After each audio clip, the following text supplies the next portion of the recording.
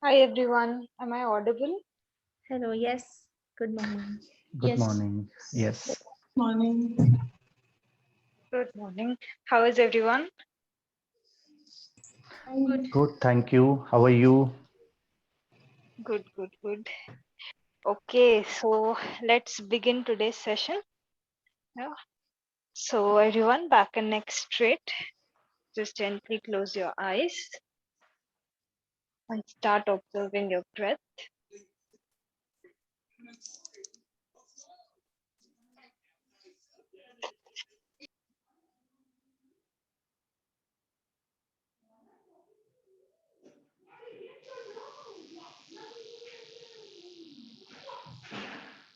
Check the natural flow of your breath.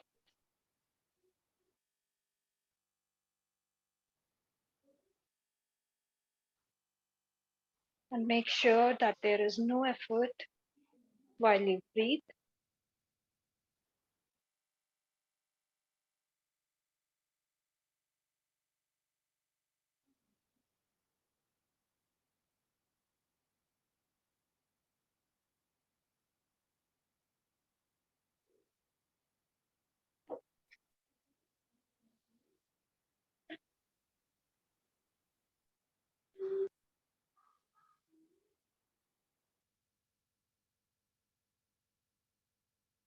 And allow your breath to become slow, long, and deep.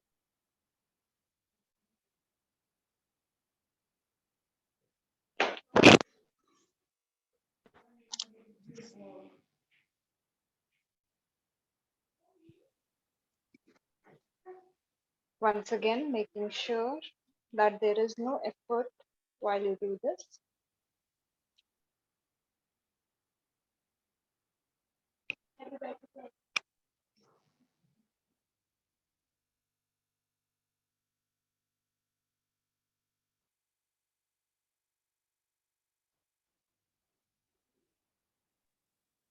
And once you become comfortable with the breath, you can start adding kumbhak, controlling your breath, retaining your breath for 2 seconds, and then exhaling.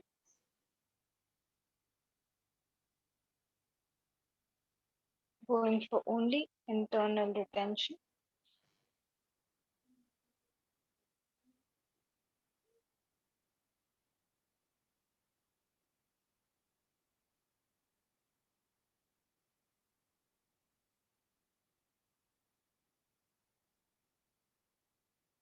And ensuring that there is no effort.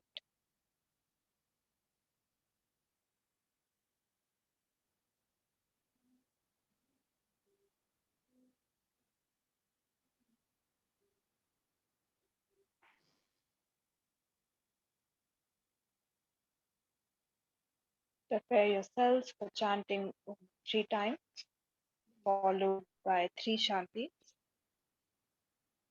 After your next exhalation, inhale deeply for Om.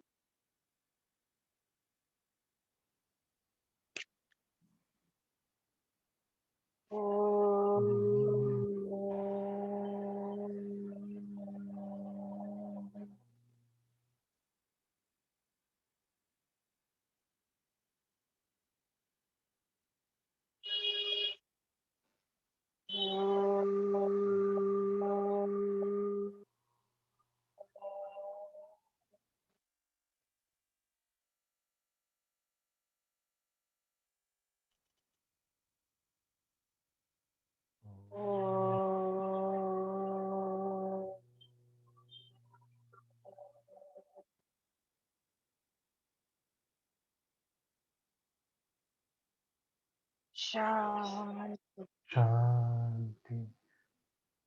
Shanti. Shanti. Shanti.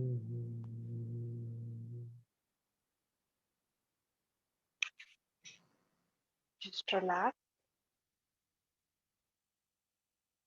Join both your palms together in front of the chest and rub both the palms together.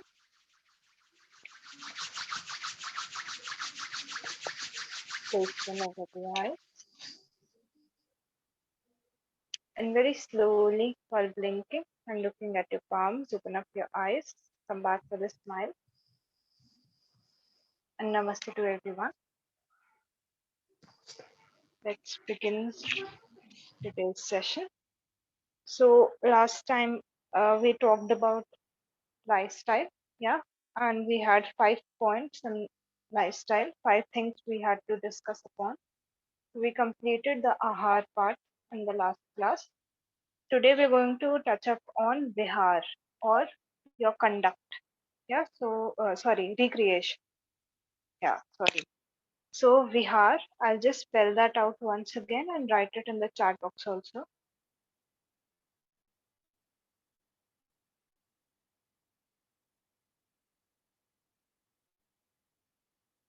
V I H A R A, vihar or recreation. So when you're trying to lead a life, a yogic life, yeah. So recreation also plays a very important role. We are living in our day-to-day life, and we need to have some source of expressing our emotions, our thoughts, and that is what we do when we come to recreation. Okay, so yoga doesn't deny that you shouldn't go into these activities, because in day-to-day life we face a lot of situations, and it's always not uh, I mean, you cannot always keep thinking about the things that have happened, or you might not always find an outlet for your emotions. So I'll give you an example for this. This generally happens more than two people, two or more than two people are involved. So suppose I have an argument with my father or my sister. Yeah. So now I am in a position where I want to sort it out. I want to talk more about it. But sometimes what happens is the other person, or it is such a setup or situation where you cannot talk about it, or you just cannot express your emotions. Yeah. So what happens is, in those cases, you are not able to express when you want to express. So it somewhere begins to block you from inside. Okay. And that thing will constantly be in your mind unless and until it is sorted out. So sometimes some things cannot, you cannot sort certain things out, because the situation or the other party is which is involved is not open to the way in which you want to sort things out. Okay, so in that case, what you can do is you can express your emotions in some other form. So recreation plays a very important role in relaxing the mind. Okay, so you can go for singing, dancing, whatever you prefer, like however you prefer to, you know, channel that same energy. You can do that. You can go for drawing, uh, maybe painting, or singing, dancing, listening to music. When you do these activities wi- uh, with being fully engaged in these activities, they relax your mind, and relaxing the mind is very important when you want to live a yogic lifestyle. Yeah. So you can just choose any activity, and when you are trying to change your lifestyle, it is highly recommended that whatever activity you're choosing for your recreation, you must do it every day. Okay, because that is something you enjoy. So you must make time for it. So you can take out half an hour, 1 hour, as per your own schedule, but make sure you do that thing every day. So you can go for reading, anything that you prefer, anything that relaxes your mind. Even sleep is a very good source of relaxing the mind if you can do it properly. So sometimes we go with a very like a lot of thoughts are there in my mind, and then I go to sleep. So that is not the correct way of sleeping. So if you can tap into the correct way of sleeping, that will also relax your mind. That will also give you a platform where you can go into that deep state of relaxation, and hence, the rest of your day, just see how the quality of your day improves when you add something in your life which is actually helping you to channel your emotions and thoughts. Yeah. So all of you, like this is today's homework for all of you. So you can try to introspect, try to understand what is that thing that you would want to give your half an hour or 1 hour to, and start doing that from today onwards or from tomorrow or maybe in a few days. Plan as per your own schedule, and when you know it will be realistic for you. Okay, so that doesn't mean that today we have talked about recreation, so like from tomorrow or from today itself you start when you know your schedule doesn't support that. Okay, that way it will be very difficult for you to continue in your practice. So you can even like start from the next month when you think that okay, new month, so first of August I will start doing this. So until the time you start, just try to understand which is that thing that you enjoy the most, and then you can start working on it. Some people like learning new things a lot, so you can go ahead and not stick to one thing, just go and learn new things. It might relax your mind. So it varies from person to person. Okay. So in your day-to-day life, it's very important to add this one. Yeah. So next point that we had in discussion was your achar. Yeah. Any doubts in this?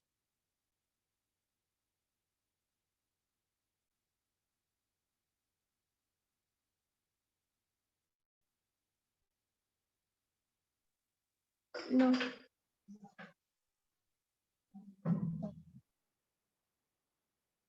Right. So next is achar or your right behavior. Okay. So when you come into a yogic lifestyle, you realize that your behavior is very important. Like the way, sorry, right conduct. This was right conduct, not right behavior. It's right conduct. So the way in which you conduct yourself is also very important. Okay, so suppose I deal with the people around me in a particular manner. So I will see that is the behavior which life to our professional life. So when we deal professionally, when we go into our professional life, we interact with people in that manner, and we see that you know that is the way in which everybody is interacting with us also. It's Ma'am, can you explain once again? Your voice was breaking for the main word. So okay. We have come to achar or right yes, yes, conduct. Acharya, Acharya. Yeah. So I was explaining that the way in which you conduct yourself in a particular environment or a situation is the way in which people also respond. Yeah. And it's almost the same way of conduction. So when we are in our personal lives, we behave in a certain manner, and we expect the people around us to behave in that same manner. When we step into our professional life, we see that we conduct ourselves in a different manner, and people also respond accordingly. Yeah, and we also, most people believe that personal and professional life should not be mixed. Yes, that is also another thing. Why? Because if you are conducting yourself professionally in your personal life, then you will see people around you aren't very happy about it. Yeah, because when you come to that aspect of your life, then things change. The way in which you have to conduct yourself changes. But regardless of personal and professional, there are some ways which are universally considered to be the correct way of conducting yourself. Some certain things that you must follow. Yeah, so when we go to Patanjali Yoga Sutra, we see yamas and niyamas in that text. So in future class also we will touch upon Ashtanga Yoga. But before starting the practice of yoga, like Patanjali ji said that you need to establish yourself in yamas and niyamas. They have been given a lot of importance and relevance. he has a very strong reason behind putting them as the first two limbs instead of the last two limbs. Why? Because he understood that as you progress on the path of yoga, you will see that there are a lot of things that will come on your way. There might be difficulties, there might be like siddhis and vibhutis, as we talked of in our previous class when we were discussing the text. So these are pleasant, unpleasant experiences. Both will come in your life when you are like walking on the path of yoga, and even in our day-to-day life that happens. So this code of conduct, all of these principles help us to navigate through any situation in a proper manner. Okay, so once you start following yamas and niyamas, you will see they actually give you a standard for conducting yourself ideally in a situation. The more you are able to incorporate these in your life, the better you are able to manage the situation. So when we come to yamas, he explained that when you exist in society, how you have to interact. Okay, so he gave five yamas. So I'll just write those down. We'll discuss this in when we are doing Raj Yoga also, like when we are doing Ashtanga Yoga also. But for now, you just need to have slight idea. So ahimsa or non-violence,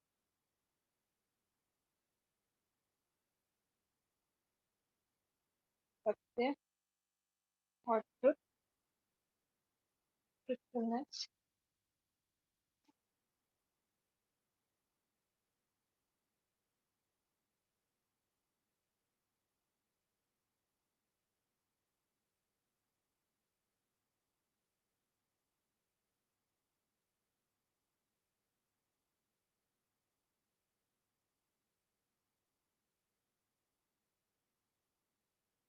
yeah, aparigraha or non-possessiveness,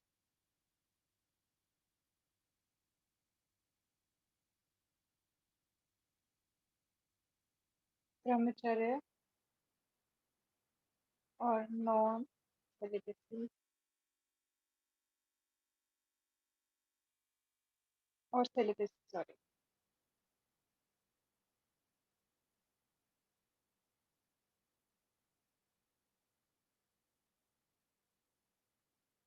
and aste or non-stealing. Let me spell all of these out. So ahimsa is Ahimsa. Ahimsa. Satya is Satya. Aparigraha is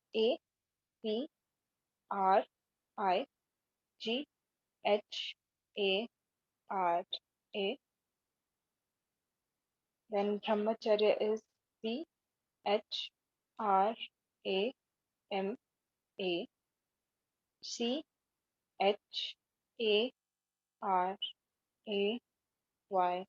Chaya. And aste is Astey, and you can add a name also,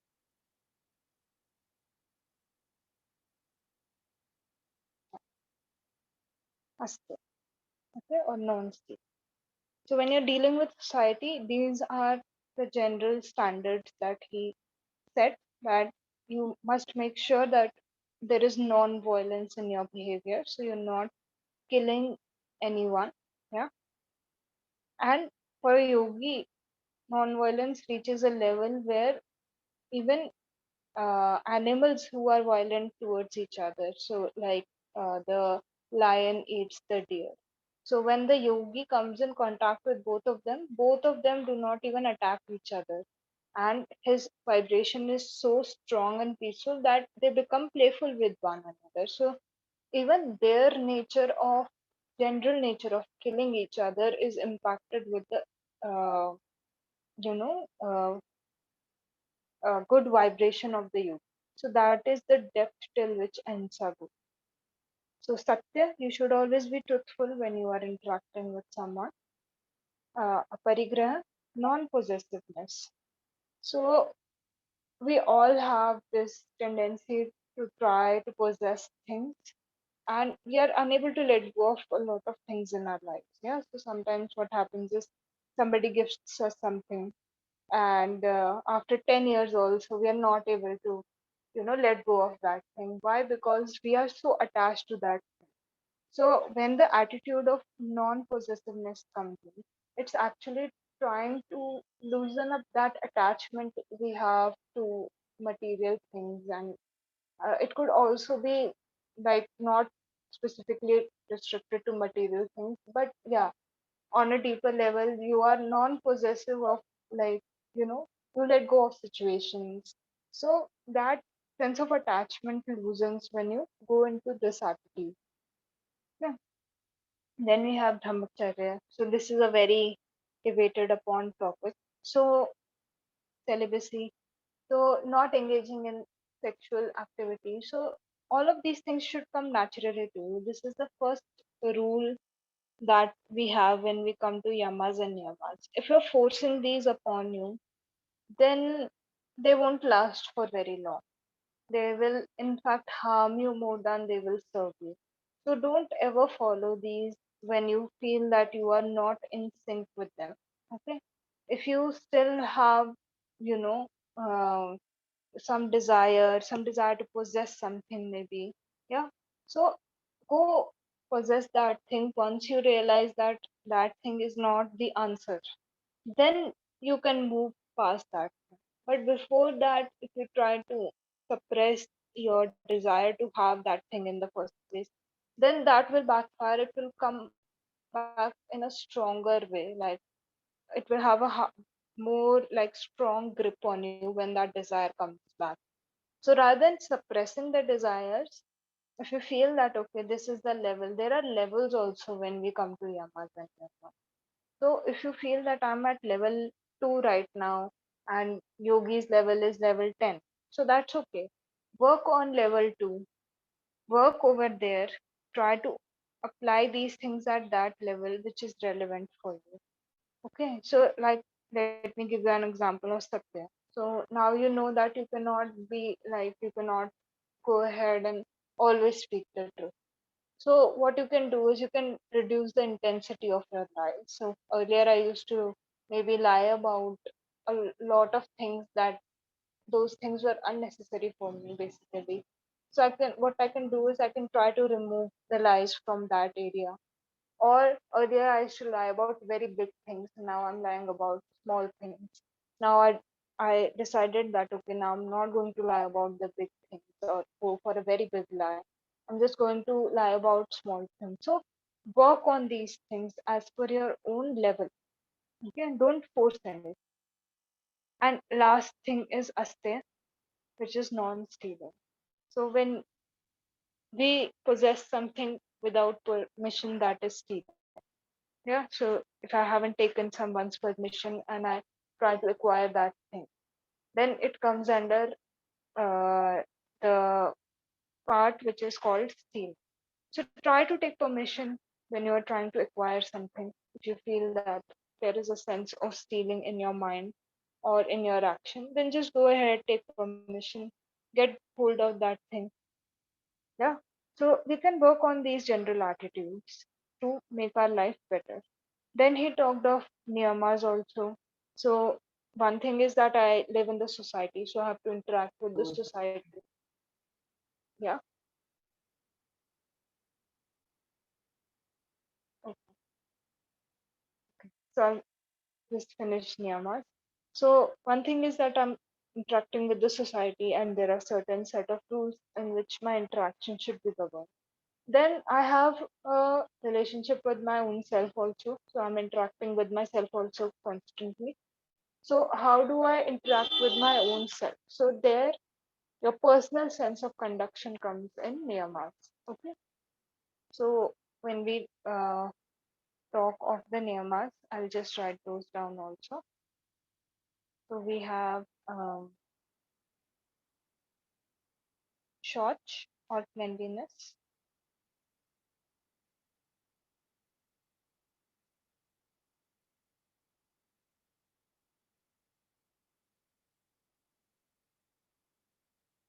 Santosh or satisfaction.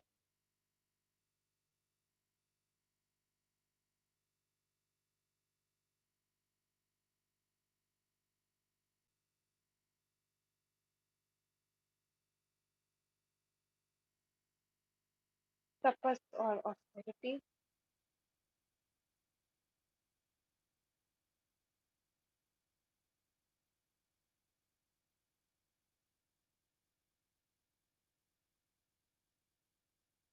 Swadhyay or introspection, self introspection.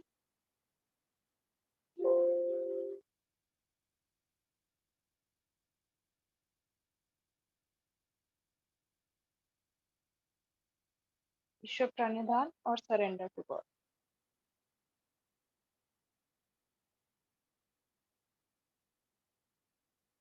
So Shauch, I will just spell this out. Saucha.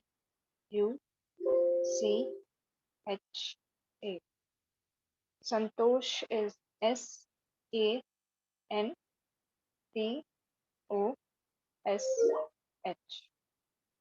Then tapas is Tapas. Swadhyay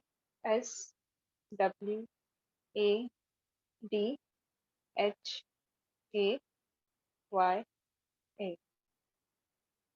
And Ishwar Pranidhan is Ishwar Pranidhan.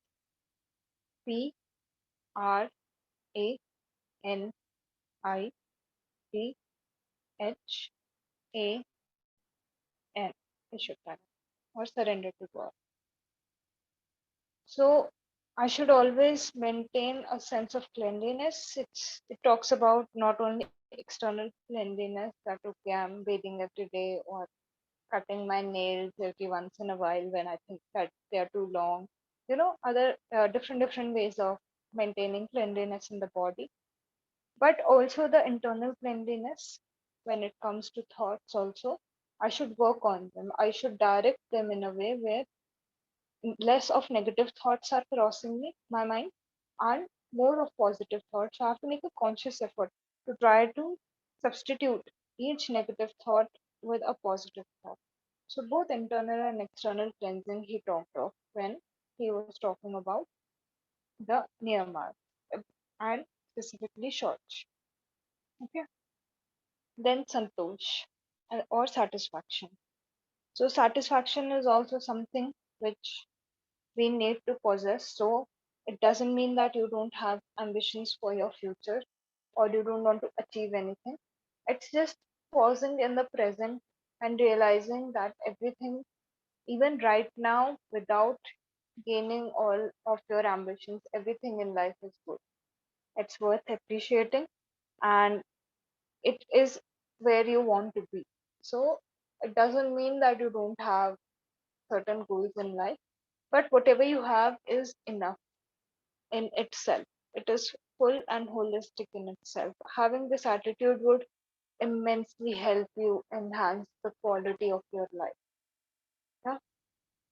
So yeah, Santosh is very important. Then we come to tapas or austerity. So it doesn't mean that you go in a cave and sit down and meditate, forget about food, water, everything. That is yogi level, that is extreme level. We go step by step. So tapas in the sense that okay, you think that one thing you can control in your life and which is challenging for you. So once again, you're not suppressing it, you're just challenging yourself that okay, chalo, let me fast one time in a week. So one day I will fast. So I choose Tuesday, Monday, Wednesday, whichever day suits me, and I start fasting on that day. So that day I'm mentally making myself strong. That okay, I'm going to live without food, and that's okay. Yeah, it doesn't mean that, and not only food. Like you can go for fruits. You can eat fruits during the day, or some people just consume water. So throughout that day, your entire system is cleansed. So fasting has its own relevance. So just go for something which challenges you and makes you mentally strong. So for us, tapas can be something which strengthens our mind further to follow others. Okay, don't go into extremes. Just try to go for something which you're comfortable with, but not too comfortable with. Yeah, that's the right balance for choosing anything for austerity. Then we go into swadhyay or introspection, self introspection.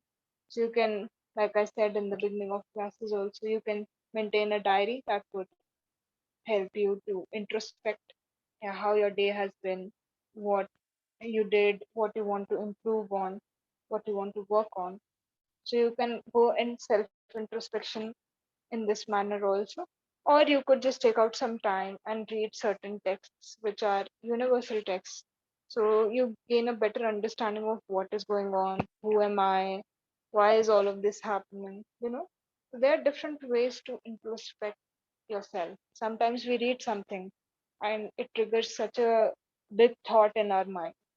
So why? Because that is allowing us to introspect how we were looking at life and how maybe we should look at life.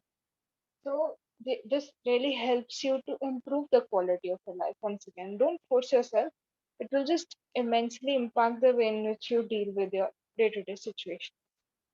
And then we go into Ishwar or surrender to God. Now that doesn't specifically mean you have to surrender only to some God. You can surrender to anything you believe in, which will help you to reduce your ego in the day-to-day life. When you're dealing with something, we have sometimes our ego comes in between because we are so attached to something or our own sense of self. So what Mhm. so what Ishwar Pranidhan does is it works on the ego. It helps you to uh, re- surrender your actions to something that you believe in and hence get detached from the results. Okay. So this is your right way of conducting yourself. So yamas and niyamas are generally talked of when we come in the way in which we should conduct ourselves. Any doubts so far in anything?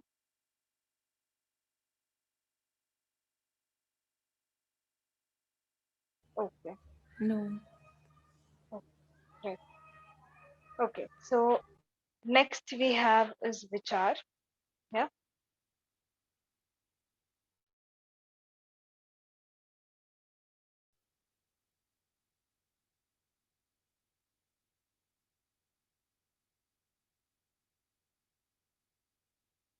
V I C H A R A. Vichar or right think. Yeah. So when we are like, I'm sure that everybody who is over here greatly believes that their thoughts impact them a lot because you were able to observe your mind, how your mind was working, and so it's a monkey mind that keeps jumping from one place to the other. There is no sense. Uh, Sometimes our thoughts even don't make sense, but we have but still the thoughts are going on. So we have a monkey mind. Yeah. So our thoughts greatly impact how we conduct ourselves. So suppose maybe one day I'm very irritated or angry. So I'll interact with everybody around me in that manner. Yeah, because my mind is not in a place where I can uh, decide, or mostly we are not even able to decide, especially when we're angry. We are not able to decide how we want to interact with the world. गुस्सा आ जाता है ना? And जब गुस्सा आ जाता है उसके बाद फिर अपने आप निकल भी जाता है। अवेयरनेस कब आती है? जब गुस्सा निकल जाता है उसके बाद। When we actually shout at someone or maybe we take out our anger in some form or the other. After that we realize oh shit मैंने गलत कर दिया। I mean like ऐसे नहीं करना था। क्यों? क्योंकि उस टाइम पर आपका जो है इंटेलेक्ट खत्म हो जाता है। तो there is this very famous line also कि uh, wait let me remember. जब नाश मनुष्य पर छाता है विवेक सबसे पहले मर जाता है। या so this is an I think Krishna की चेतावनी only, the poem I recommended when we were talking of Bhagavad Gita. तो जब ऐसा मोमेंट आता है ना जिंदगी में, तब हमारा विवेक और इंटेलेक्ट, बुद्धि सबसे पहले नष्ट हो जाती है। तो क्या होता है कि उस टाइम पे हम सोच मतलब जो हमारे थॉट्स होते हैं वो हमें ओवर हमारे एक्शंस को भी ओवर पावर कर जाते हैं basically.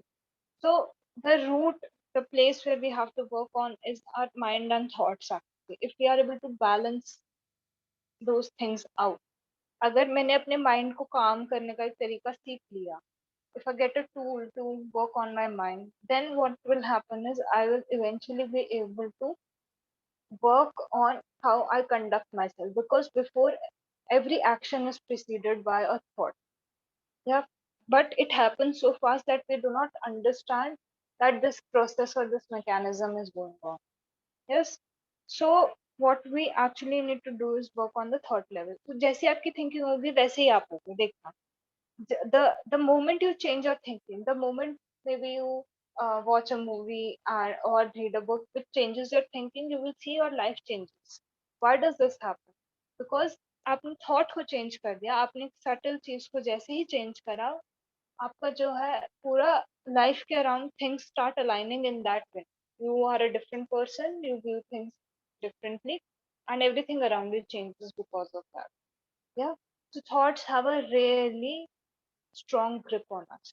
So if we work on our thoughts and if we work on training our mind so that we are able to train our mind to direct the energy in the flow of right thoughts, we can immensely enhance our life. And it goes the other way around also. So if you are not able to train your mind, और वो दूसरी direction में चला गया, it goes in the wrong direction, then you will see your whole life changes because of that. And it's just about working on these subtle things that will impact your life. आपके actions तो change करेंगे ही करेंगे आपकी life की, no doubt. But her action जब thought से ही precede हो रहा है, तो working on the thought will help you more to change your action than it will than just the action that you are changing. Because sometimes what we do is learn ideal things कि अच्छा चलो today we discussed yamas and niyamas, so कुछ ideal चीज बताई गई हमें, we start doing that. And because on the mind level we are not changing, हमारा habit छूट जाता है उस चीज का.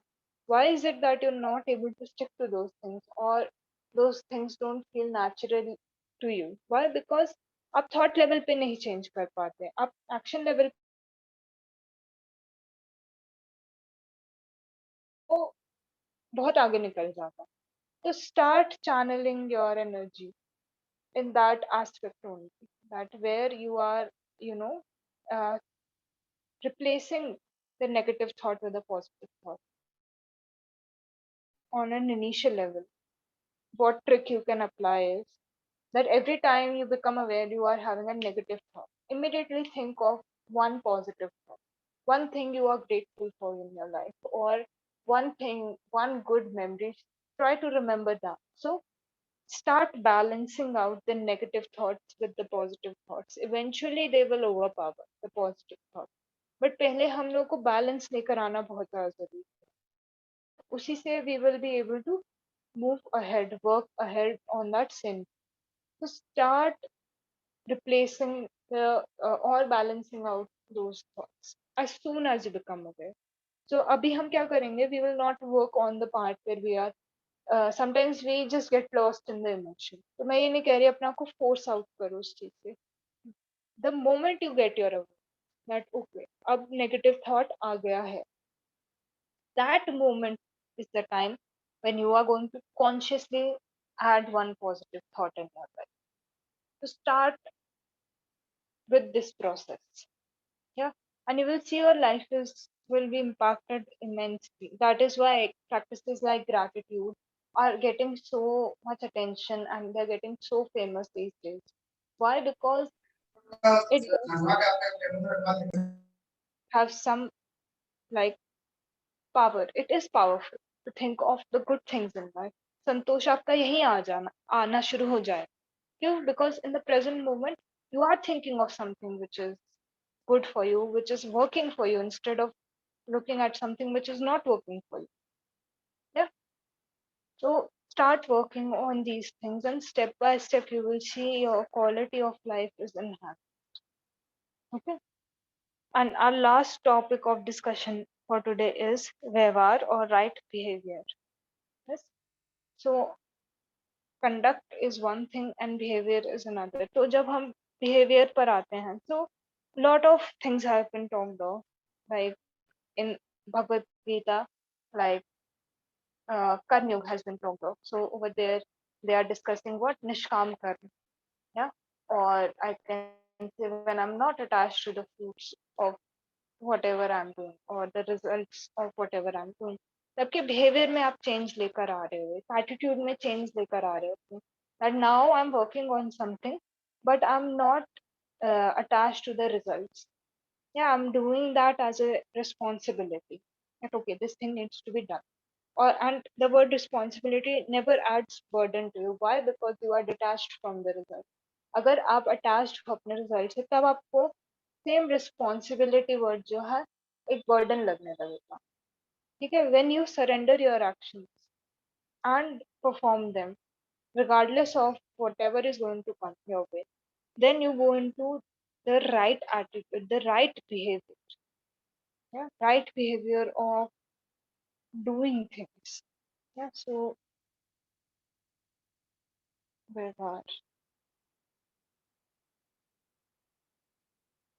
or right behavior,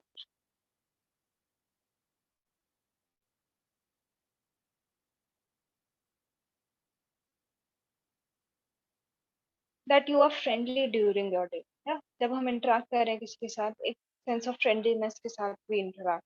So in this also Patanjali ji has given like uh, the ways of interacting, how you have to interact with what kind of person. So if you're meeting someone who has good vibes, yeah, good person, so you should be friendly towards them. Yeah, if somebody has such a positive thinking, start surrounding yourselves with those people and show a friendly attitude towards those people.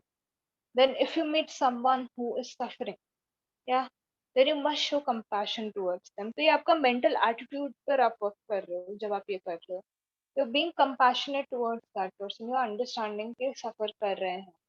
They are, then they don't even know कि अच्छा योग एक तरीका है इससे बाहर आने का. So you have that level of awareness. So treat them with compassion. हाँ, प्यार से treat करो. Understand that they are also coming from a place where something is hurting them. हाँ? And hence they are acting in a certain way. तो compassion आना चाहिए आपके अंदर, और naturally आना चाहिए. I'm not saying that you should go and feel compassionate. You should feel a certain. When you start your own cleansing, these things start coming naturally to you. Okay. Then third, what he said was when you meet someone who is a punya atma, punya matlab, now you meet your guru or you meet some guru and you see कि ठीक है, his, you know, you will get that sense or vibe from that person कि पुण्य आत्मा है वो, virtuous person. Then you must interact with them in a certain way. You should interact with them, like you should devote yourself to them, you should listen to them, how they are, uh, you know um, they are conducting themselves. Okay. So you will interact with them with a lot of happiness. Why? Because you are getting a lot of like positivity from them. तो वो एक good vibe person से थोड़ा सा ऊपर level हो जाता है पुण्य आत्मा का. Okay, so they are a level above somebody who has a lot of positive vibes. Okay, and then you will meet certain people in your life who will generally try to just harm you for no reason. ठीक है, कुछ लोग ऐसे भी आएंगे आपकी life में, टकराएंगे तो आपको स्पेसिफिकली आकर तंग परेशान करेंगे जानबूझकर. ठीक है, सो अपुण्य आत्मा कहा उन्होंने.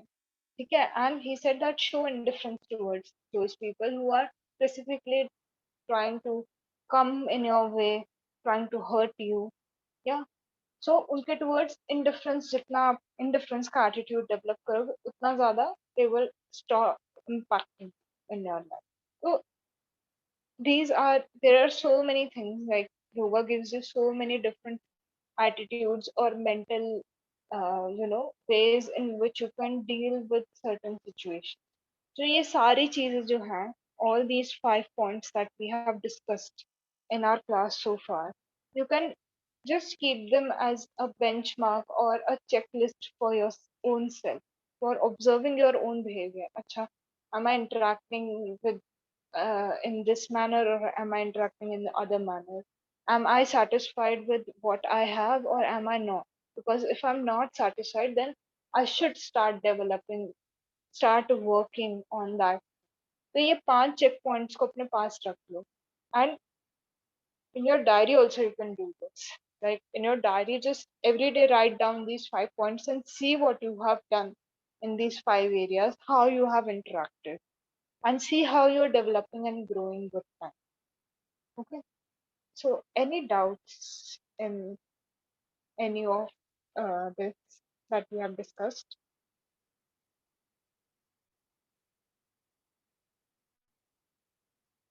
No? Okay. Great. Okay. So let's end today's session. We'll chant Om one time, followed by three Shantis. So back and neck straight. Just gently close your eyes and start watching your breath.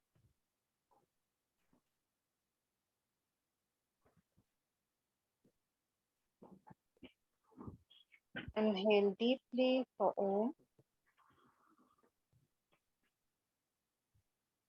Om.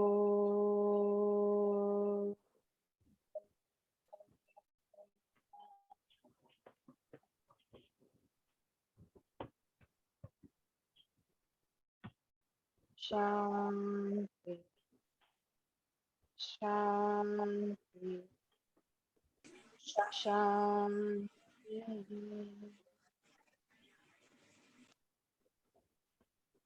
Join both your palms together in front of your chest and rub both the palms together. Place them over your eyes and very slowly, while blinking and looking at your palm, open up your eyes. Come back with a big smile and namaste to everyone. I will see all of you in your pranayam class in the evening. Thank you. Thank you. Thank you. Bye bye.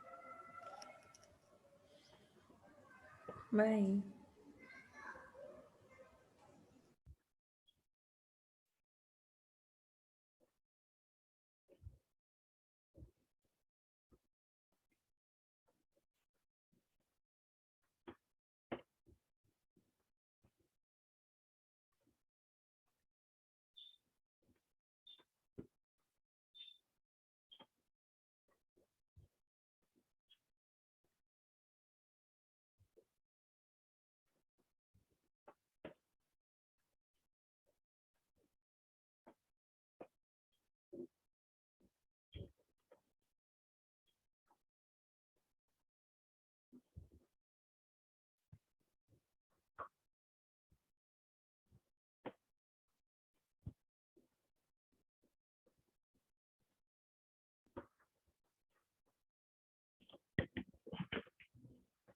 Hello.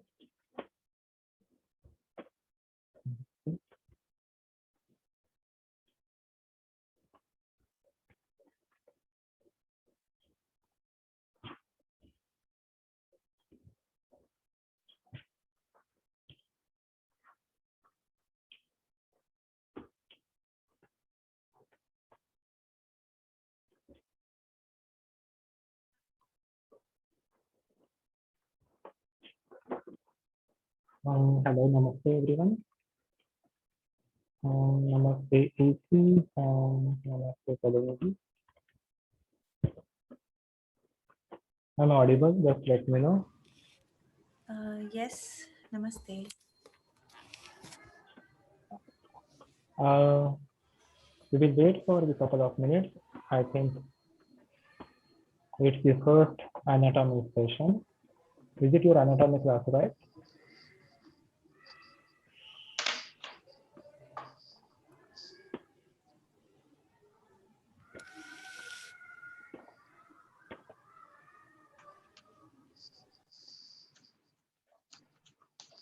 Namaste, Arif. I don't know the name. Namaste, Pooja. Namaste. My name is Rahul. Okay. Ji. Right. So is it your anatomy session? May I ask you all, are you here for yoga anatomy session, right? Actually, earlier it was Ayurveda session. Might be schedule has changed. See, it is my first session with your group or with the Himalayan Okay. Yoga. So I don't Okay, know the okay, schedule okay. exactly. So it's better I will ask you the students.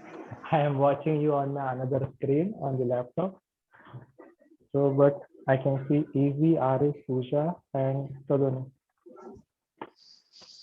Yeah. So this is our first anatomy session. Okay, so it is your anatomy class, I think, right? And for 300 hours it is, right? No, this is 200 hours. 200 hours. Oh, it is 200 hours. Yeah. Okay, but I already did one class in the morning for 200 hours of yoga anatomy. So I have been told that 300-hour session will be now. So can you or can I ask Shailesh sir one time and can I come back? Yes, Oh, please.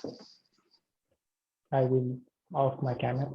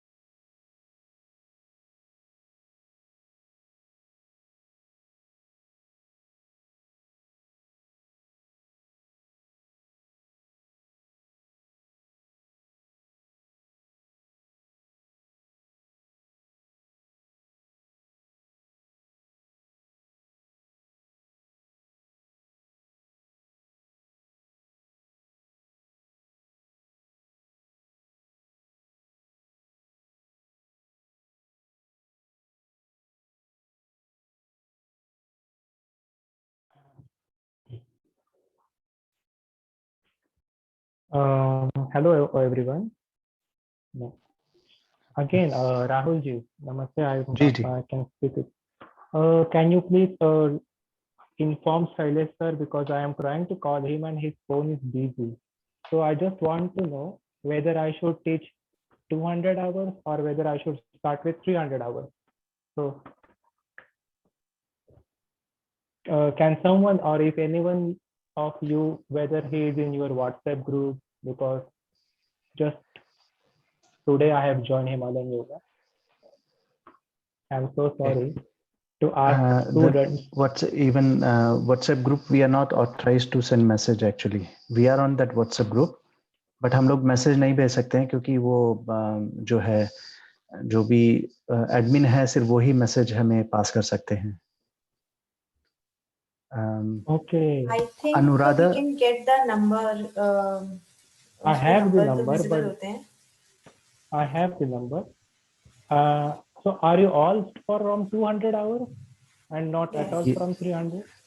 no, we are all from No. 200 I think. Were you present in the morning?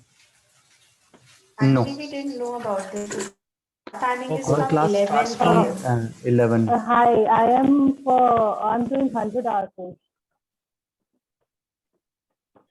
Oh, see, Anuradha ji, or see, 1 second. It is my first day as a teacher in Himalayan Yoga.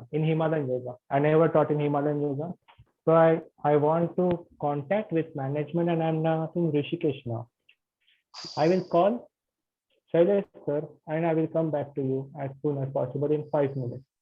No problem. Take your time, sir. So, yes.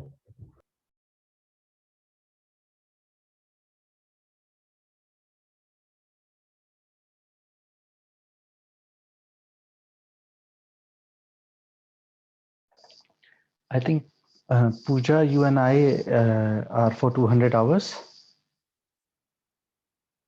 I'm also 200. Yeah, I mentioned Pooja, Saloni, and I. Acha. I did not know my name.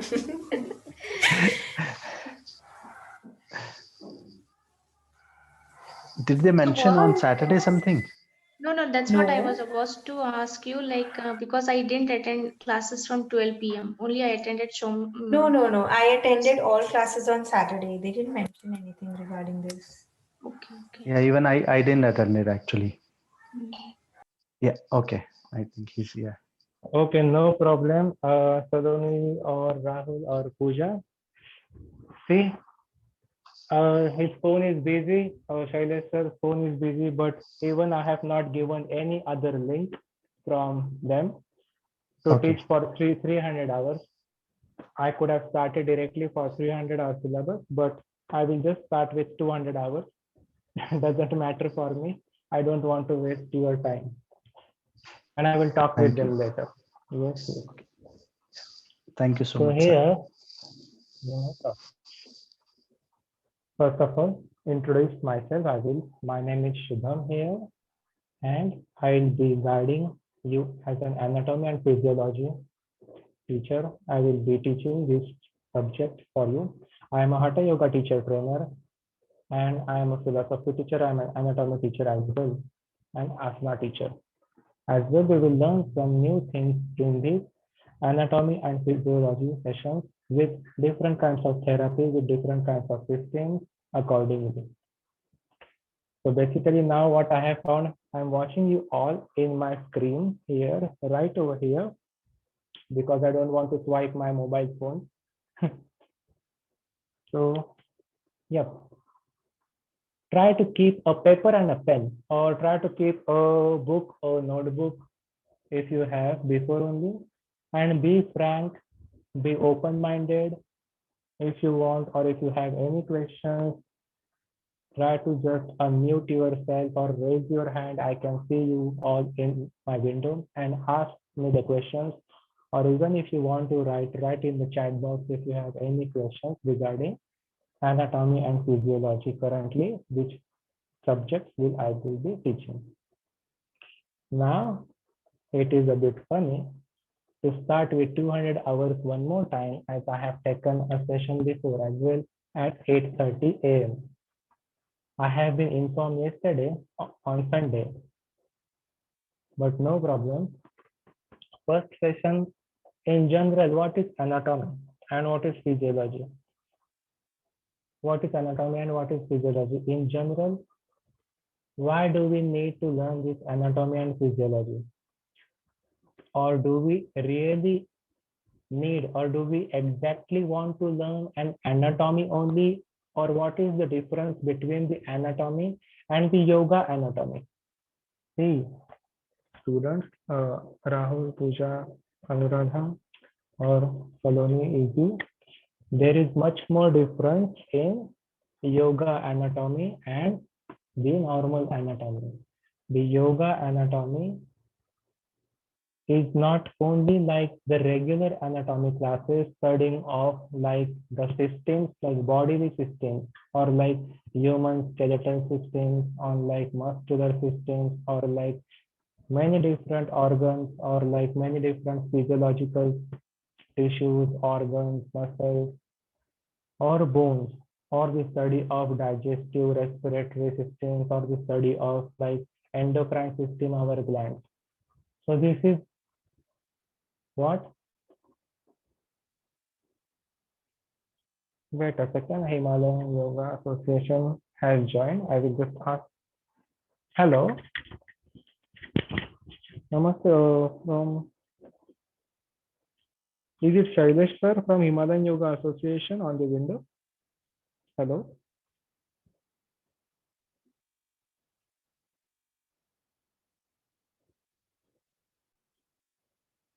Hello. Hello from the Himalayan Yoga Association. I would like to ask, am I audible? Himalayan Yoga Association. Oh, Himalayan Yoga left. Anyway, I will continue. Rahulji. Ji. See, I have no idea. Whom should I speak like the management? It is like today I have no idea really. It is my first day in Himalayan Yoga. I'm teaching since like last 6 years in teacher training and teaching in regular life from last 15 years. But in Himalayan Yoga, first day.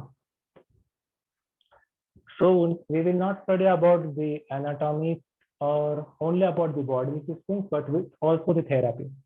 So the importance of the yoga anatomy here and the physiology, why it is important to study. What will happen if we will not study the yoga anatomy and physiology? For example, like taking into consideration like a digestive system, respiratory system. So if we will talk or about some postures on the core, on our organs, there are many postures, many asanas, many pranayamas, and if I will ask any one of you about the stomach. So can you tell me where is the stomach located? Any one of you like Rahulji or any one of you? Where is the stomach located here on our abdomen?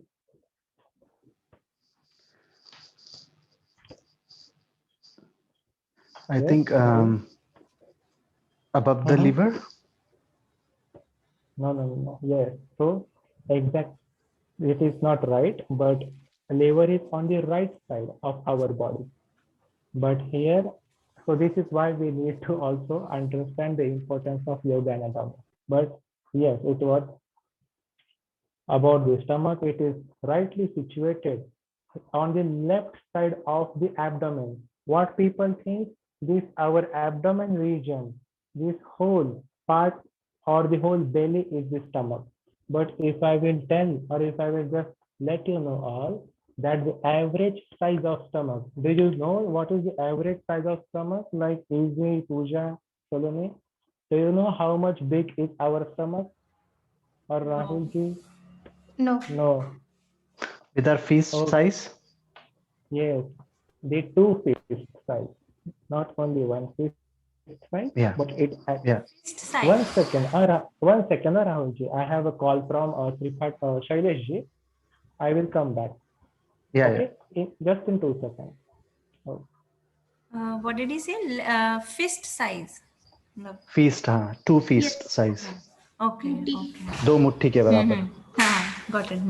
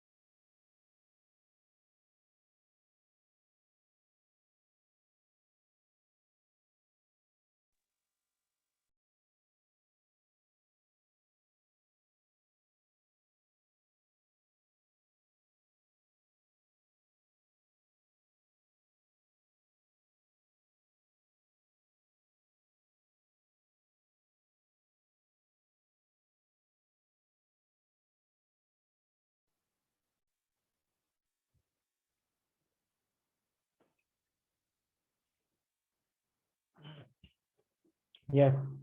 Am I audible and am I visible, right? Yes. Yes. So what did I said? I did talk with Shailesh. He said it is 300 hours at the moment. But anyway, I will keep continuing my 200, and in between 300 hours also, I will try to teach much more than the syllabus.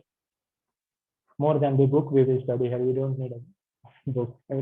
Keep the manual just for your reference. There are some more new students. Namaste, Kate. I can see the Kate as well. So what I was saying, like the size of the stomach is 2 fist.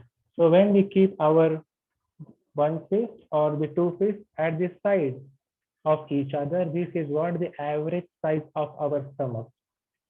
So if we people think that this whole abdomen is our stomach, then it is completely wrong thing. So we should know actually that where is the stomach located, or where are the other organs located. We will see. If we know that stomach is located at the left side, so after eating or after having a meal, the person should not lie down or rest on the back. Or if it's emergency, or in case if the person needs to lie down, or then the person should rest on the left side of the body, or lie down on the left side. Why? Because the stomach is little bit shifted to our left side. The food is kept in our left side. So similarly, these basic things here, I am talking about, that we should know at least these basic things. There are much more deep things in the digestive system. Some things I will talk about respiratory system in short at the moment. So what about the respiratory system? Like, are you? Yes, namaste everyone. Again, I will say about the respiratory system. Do you know what is windpipe and what is food pipe? Do you know that we have the windpipe known as trachea and the food pipe known as esophagus?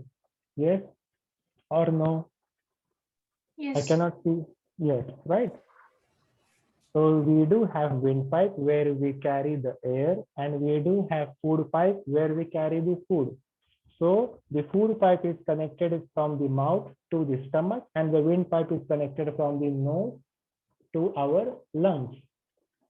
So here, when I will speak about the windpipe, I will ask any one of you, like Solomon ji, I can see Rahul, Pooja, any one of you, can you please tell me where is the windpipe located or the food pipe located?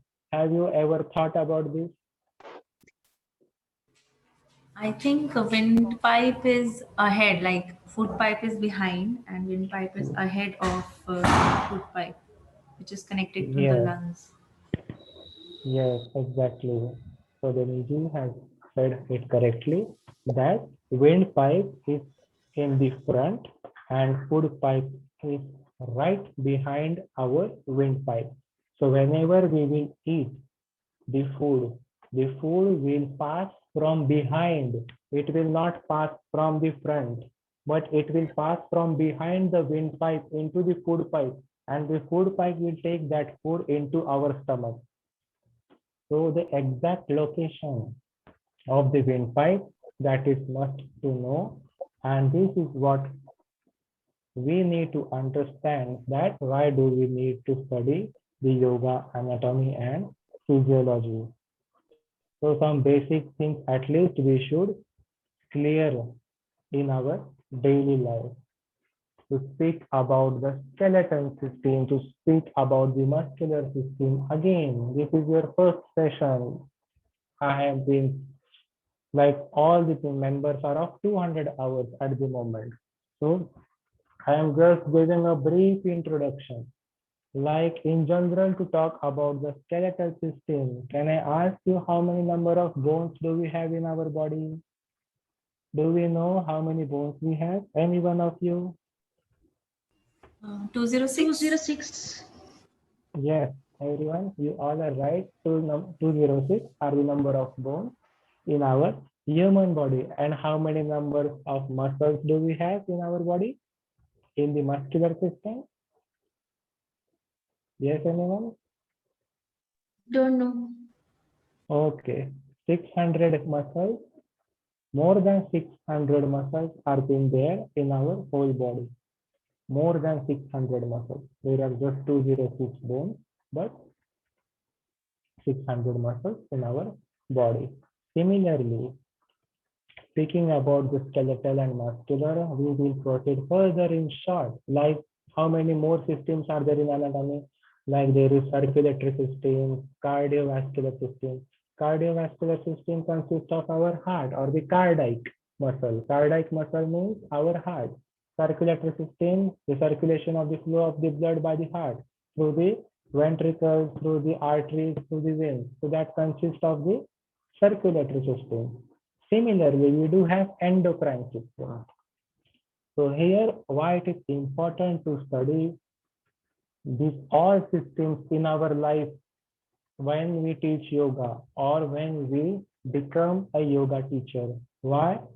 So that we should at least know some basic functions and some drawbacks before practicing any physical exercise, before practicing any mental exercise in the sense like meditations and pranayama with the breath, control of the breath.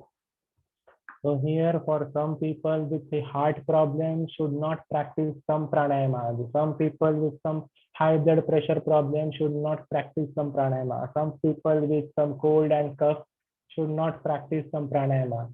So we should all know there are some importance of yoga anatomy and the physiology in when we became as a yoga teacher trainer or professional yoga teacher trainer. Again, we're talking about like endocrine system. See about the endocrine system, people. Have you been known about the gland? For example, endocrine system is our glands and all the glands in our body which regulates our hormones. Those who regulate our hormones and those glands are all the part of the endocrine system. So for example, I will say thyroid gland. This is a very well-known gland. I will not say pituitary pineal gland or any thymus gland.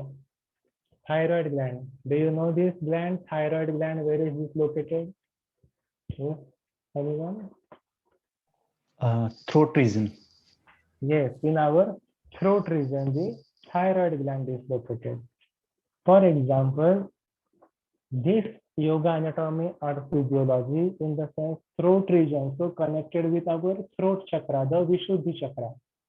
So likewise, we have different glands in our body from the crown chakra, third eye chakra, pineal gland, sahasrara chakra, like pituitary gland, thyroid gland, throat chakra, heart chakra, like many glands, thymus gland. With each and every chakra, there is also connection of every gland, and we do have to also understand the connection between the glands and the chakras. regulation of hormones in our body is not only balanced by the physical state of the body, or not only by the science or the scientific, I will say. Like, we do believe in science, we trust in science, we can say. We have to trust in science. But to believe in spirituality, see, honestly, if I will say that where the science ends, the spirituality begins. All the doctors, all the specialized doctors, there are some stages in the life where the doctors also give up. And after the science give up, the rise is in spirituality. The rise, the power of healing is in the yoga. The power of healing is in Ayurveda. The power of healing is in asana. The power of healing is in pranayama. Power of healing is in meditation, in mudras, in bandhas. The power of healing is in Reiki, pranic healing. There are lots of things, students. So not only in yoga anatomy, we can balance these glands by physically, or we could also have to work on the subtle body. That subtle body means chakra body, or the body which is not being visible with our naked eye. This body, astral body or subtle body, is being only visible by those yogis, I am saying, who have developed their psychic vision. Those yogis who have developed their psychic vision only, not like a teacher trainer or not like a yoga professional coach. Honestly, we are here just a yoga students and a yoga teachers or the yoga professional coach in our life. But we do have to know that there are some yogis who have developed their psychic visions to check our nadis and pranas.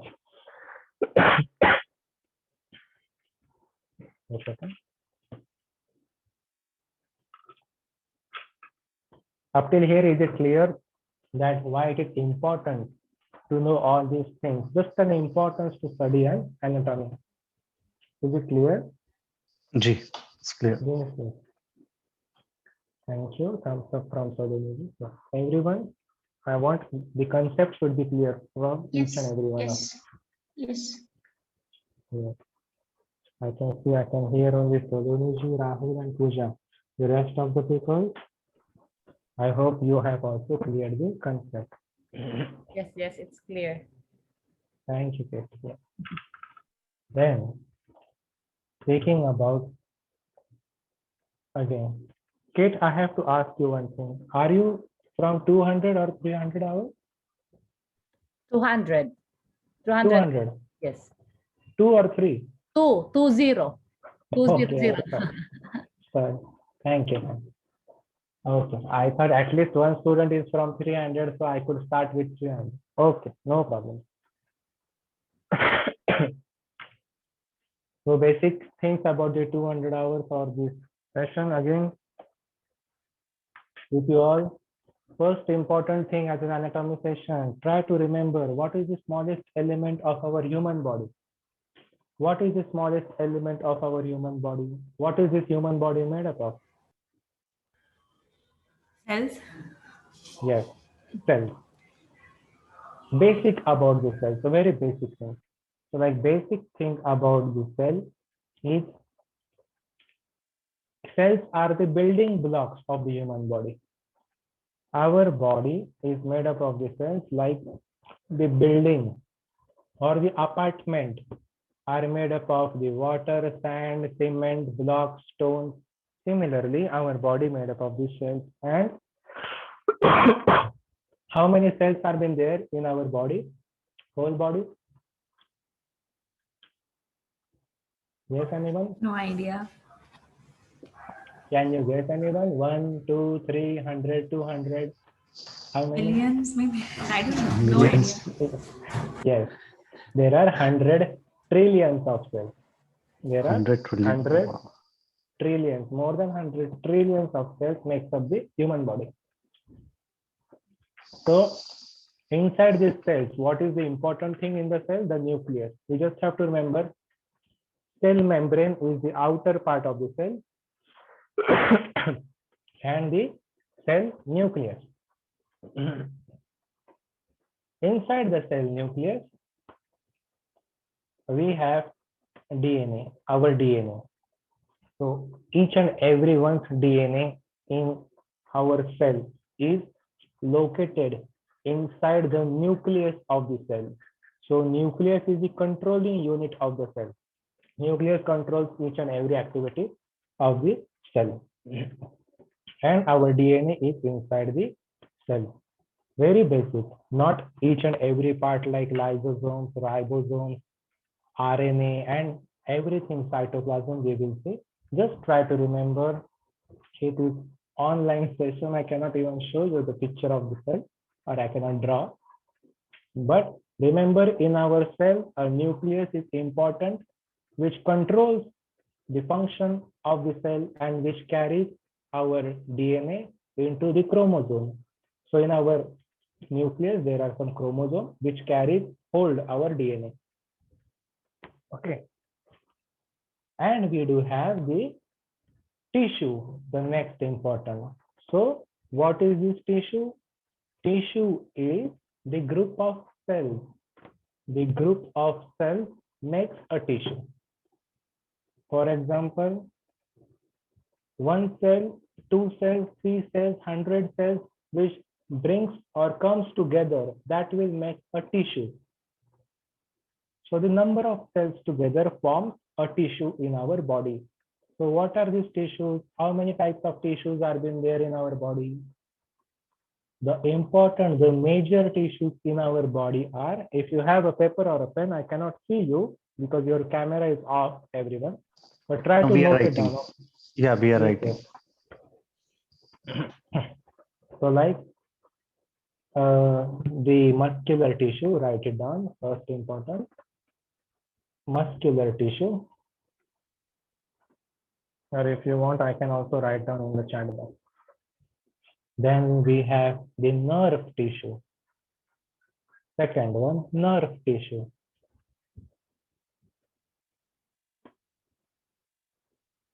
The third one, I will write the epithelial tissue. See, I have given the spelling, the epithelial tissue. And the fourth one, I will write, how you know the spelling, connective tissue. The fourth one is connective tissue. I will repeat. The first one is what? The muscular tissue. What are these muscular tissues? Made up of muscles.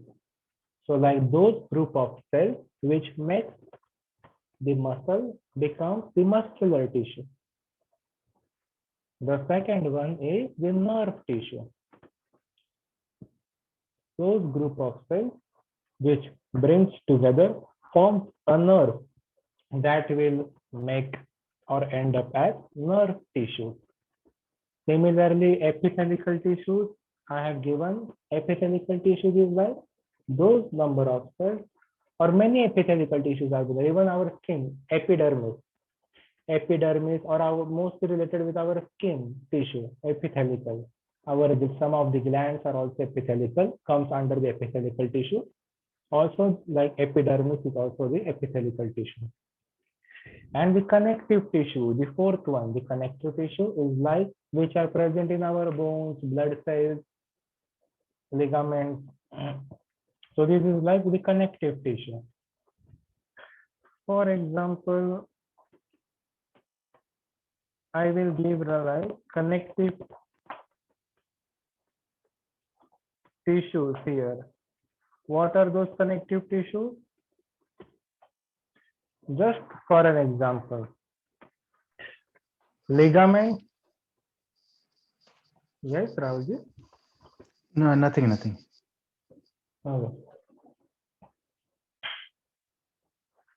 Okay, wait, I will quickly. For example, for the connective tissues, I can say ligament, tendons, and fascia. I will give you these three important types of connective tissue. Note it down. First one, ligaments. What does this mean, ligament? Yes, anyone? Oh, Connected yes. muscles. Okay. Okay, I will explain. It is very simple, which connect our bone to other bone. I repeat, ligaments are those connective tissues which connect one bone to other bone. I repeat, one bone to other bone. Yes.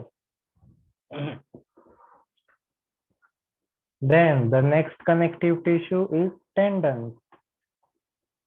What are these tendons? Again, I repeat. Tendons are those connective tissues which connect bone to muscle. So the connection of one bone to the muscle will make us the tendon in our body. Again, the next here, the connective tissue is fascia. I will write here the spelling on the laptop so you all can see in the chat box. Fasci. Okay. So this connective tissue fascia is what? The connection between one muscle to other muscle. One muscle to other muscle. Got it? These three connective tissues. First one, ligaments. What are ligaments? Connection of bone to bone. Yes. Then tendons. Can I ask anyone? Kate, what does it mean by tendon? Connection of? Of one bone to muscle, to one muscle. Very good. And the third one, fascia. What does that mean? Anyone? Saloni ji? That connect muscles, muscle to muscle. Muscle to muscle, yes. Very good. So these are what the tissues which makes the group of cells, and some types of tissues we have seen, and some types of connective tissues we have seen today. Another important thing that we will see today is the anatomical terminology of the human body. So we will see an anatomical terminology of the human body. What is this anatomical terminology? In this anatomical terminology, first we will understand the directional terms. We will see the directional terms. Just a spelling mistake from my side. Again, in this directional term, the first directional term is superior in this anatomy. Before we start with these directional terms, again, I would like to just explain you about some human body. Then I will start with the directional terms. Just remember, considering I was thinking like some 300 hours. But as a basic, we should know our body is divided into 5 types. First region is the head region. The second region is the neck region. The third region is our trunk. The fourth region is our upper limbs, and the fifth region is our lower limbs in our human body. Please note it down again. First section is our head. In our head, our face and cranium, the skull. The second region is our neck region, where it has our throat. The third section is our trunk. Trunk, trunk. So what is this located inside the trunk? In our trunk, we have the torso. Torso is those parts of the body which are located above the diaphragm. Do you know what is diaphragm, people? Yes, no diaphragm. Yes. Can you explain what is diaphragm, Sabini ji? Not really, but something which is below our lungs. There's a Yes. line. Yes, the muscle which separates our lungs and organs of our body. That is called diaphragm. Correct. You are right. You said something below our lungs, but yes, the membrane, the small membrane which separates our upper part of the trunk and lower part. So lower part is our abdomen. Upper part is known as torso. Lower part known as abdomen. At the back, we have upper back and lower back. That's it. The whole upper back, lower back, torso and abdomen. This whole thing is known as trunk. Trunk. The next is upper limbs and lower limbs. So upper limbs means the hands.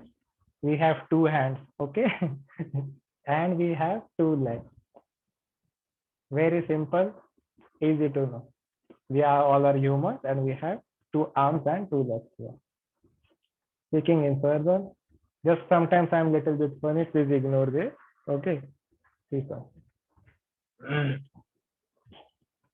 Again, now I will talk about the directional terms which is an important thing for you all to remember.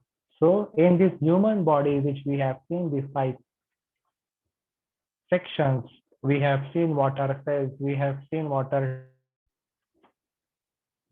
Now we will see like what are these directional terms which will be helpful for us to know some bones and muscles in future.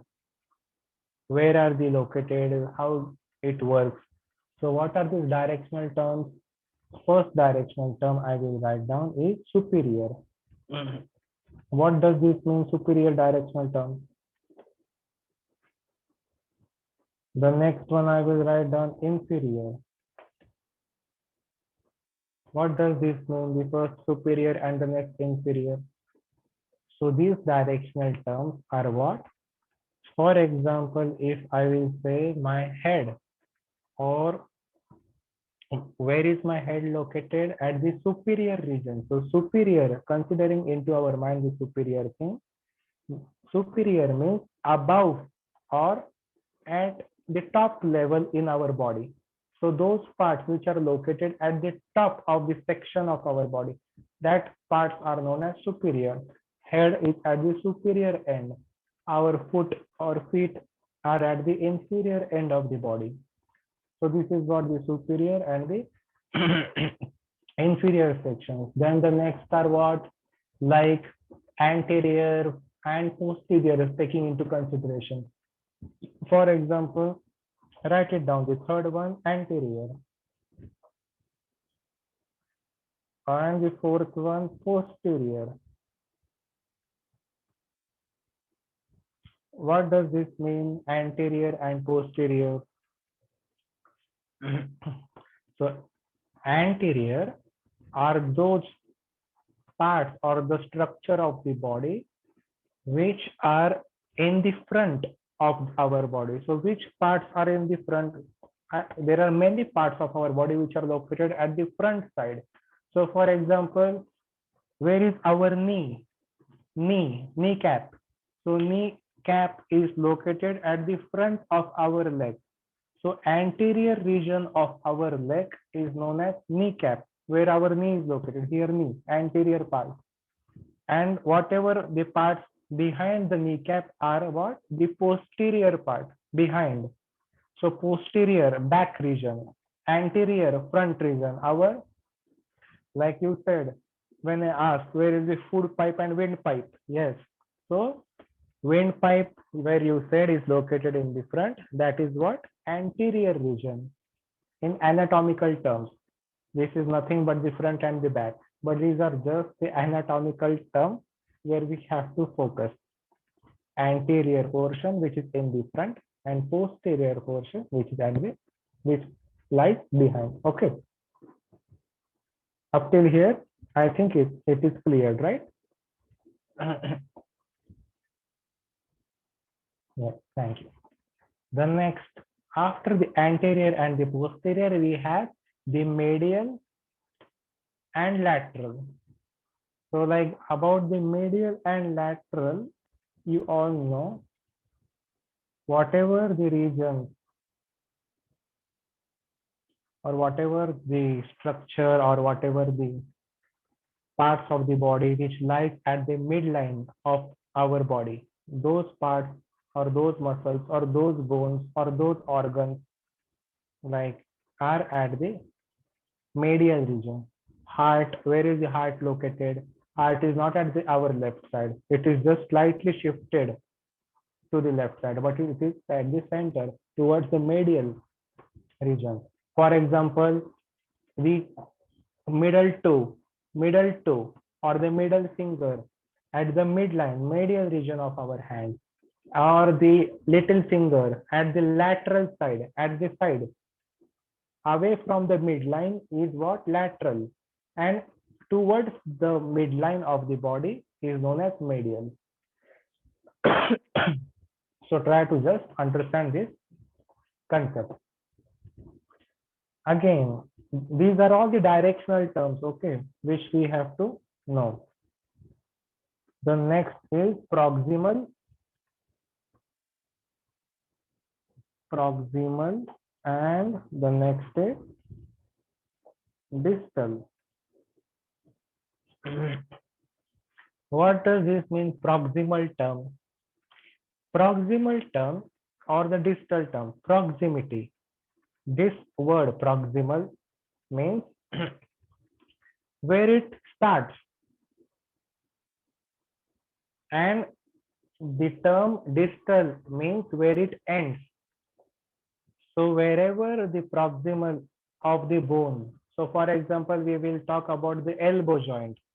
So in our elbow joint, the proximal bone, this one bone, the starting bone, that bone is known as radius.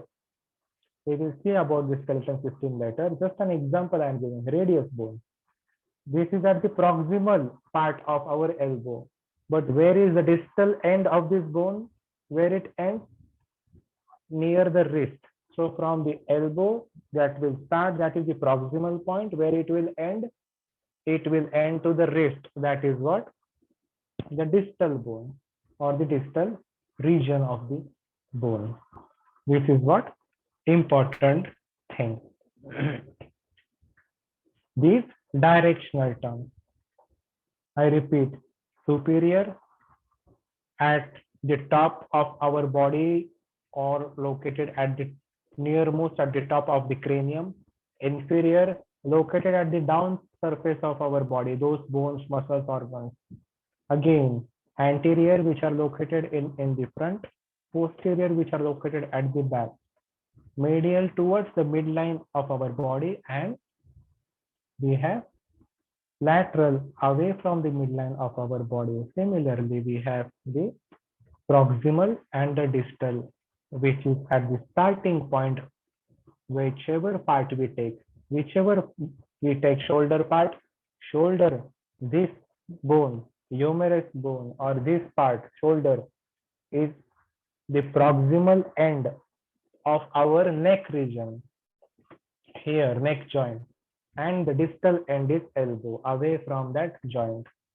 This is what we need to understand, which will help us to remember all the names of the muscles. How many names? How many muscles? 600 muscles. We are not going to learn all these names of 600 muscles. We will just understand basic in 200 hours. In 300 hours, we have some advanced things. Okay. So about cells we have studied today. Just a small introduction I have given about some anatomy and physiology and why would we need to study and need to know these things. About some basic about cells. building blocks of our human body. A group of cells will make a tissue. We have the four tissues which we have written down: epithelial, connective, muscular, and nerve tissue.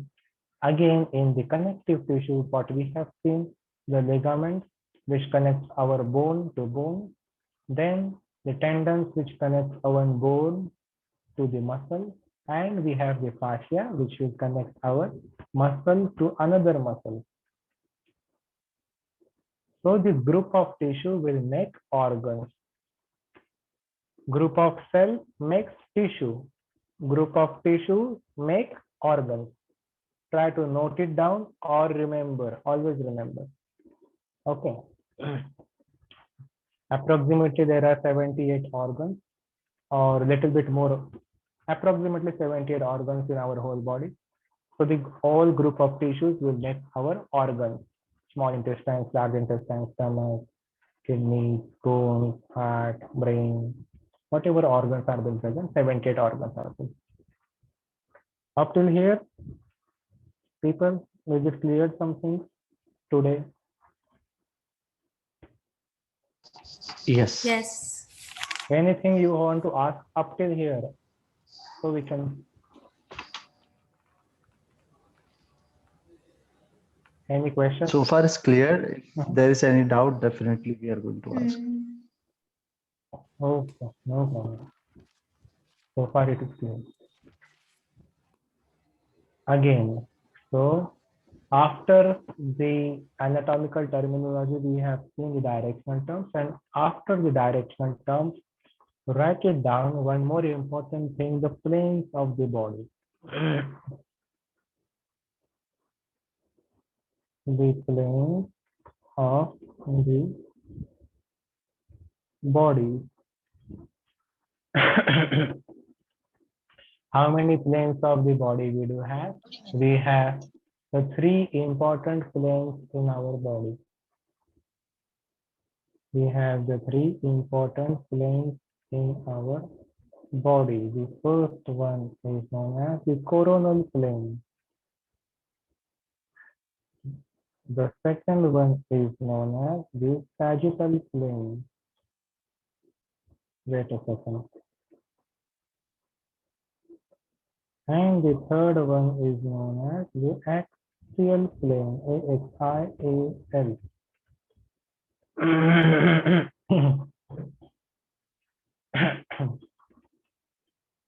Okay.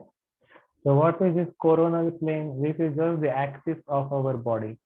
So the front region, coronal plane, the word coronal, this is just an anatomical term. This word will make the confusion. I just want to clear the concept. The coronal plane means the front plane. Front plane, that's it, you have to remember. Frontal plane means the coronal plane. Means when our body is being watched from in front section and back section. So front and back section of our body makes up a coronal plane, or we can say frontal plane. You can note it down. The next is sagittal plane.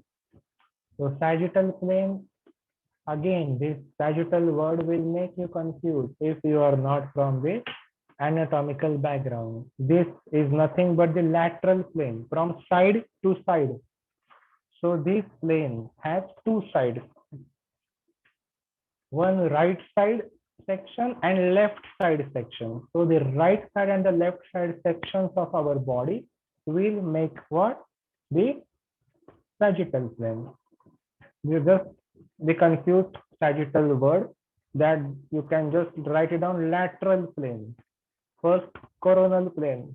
We know the word corona. You can remember this coronal section, but that means the frontal plane. The third important thing here to note it down: axial plane. Again, into the axis, the word indicates into the two separate axes. So one is the front and the back. Frontal plane one is at the left and the right side. Sagittal plane. The next one is at the axis. So if our body is being cut from this horizontal axis, we have the top and the bottom portion as well. So that is what in one axis we can see into in one line. That is what the axial plane in our body.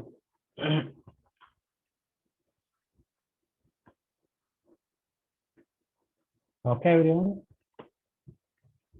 Up till here, so we have seen the planes of the body after the directional terms. The planes of the body is also the part of the anatomical terminology.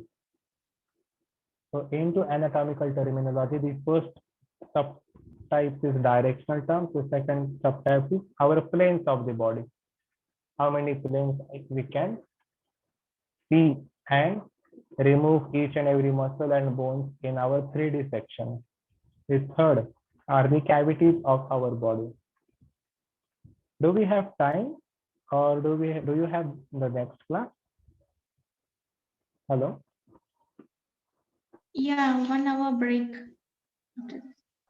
Okay, you have a break now. So we will see some things, not everything we have to complete in one day. We will see some things tomorrow as well. And I will ask today to the management whether this time is for 200 hours or 300 hours. Okay?